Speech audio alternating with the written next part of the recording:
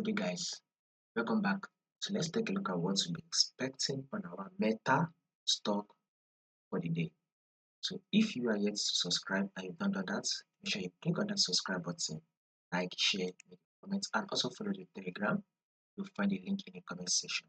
So our prediction the last time we did our prediction, we talked about Meta coming to tap a level of 150, and guess what? Meta eventually came to tap the level of 750 and it also broke above it. So we are currently trading at a level of 753.